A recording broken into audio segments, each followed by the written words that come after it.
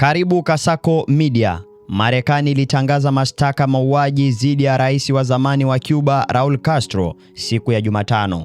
Ongezeko kubwa la kampeni la shinikizo la Washington dhidi ya serikali ya kikomunisti ya kisiwa hicho. Shtaka hilo linaashiria kupungua kwa uhusiano kati ya wapinzani wa muda mrefu wa vita baridi, na linakuja wakati rais wa Marekani Donald Trump akishinikiza mabadiliko ya utawala nchini Cuba, ambapo wakomunisti wa Castro wamekuwa wakiongoza tangu kaka yake marehemu Fidel Castro alipoongoza mapinduzi mwaka wa 1959. Mashtaka dhidi ya Castro na marubani watano wa kivita katika jeshi la Cuba yanatokana na tukio la mwaka 1996 ambapo ndege za Cuba ziliangusha ndege zilizokuwa zikiendeshwa na kundi la wakimbizi wa Cuba.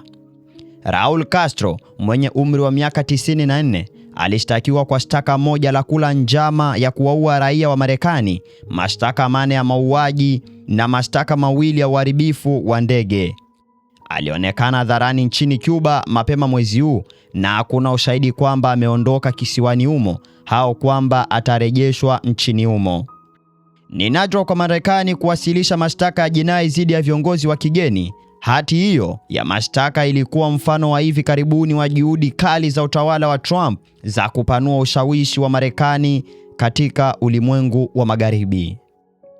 Kuanzia ufuo wa Havana hadi kingo ya mfereji wa Panama, tutaondoa nguvu ya uvunjaji sheria na uhalifu wa uvamizi wa kigeni, Trump alisema katika hafla ya chuo cha walinzi wa pwani huko New London mapema Jumatano.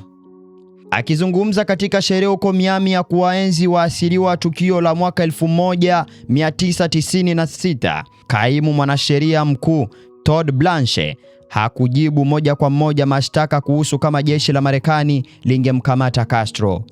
Blanche alisema alitarajia Castro siku moja atakabiliwa na mashtaka hayo.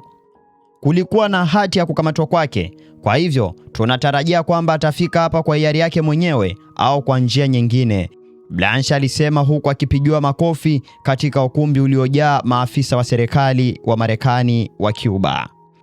Katika chapisho kwenye X, Rais Miguel Diaz-Canel alisema Cuba ilichukua hatua halali kulinda eneo lake kwa kudungua ndege hizo. Alisema mashtaka hayo yanaonekana kuwa na lengo la kuhalalisha hatua ya kijeshi dhidi ya Cuba, jambo ambalo alisema litakuwa ni kosa.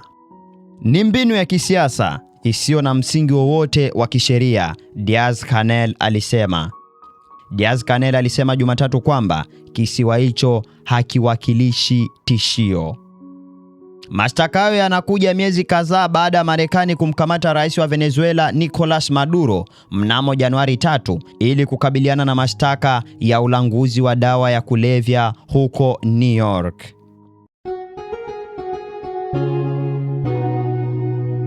Kasako Media, tunaangazia maisha, tunaandika kesho.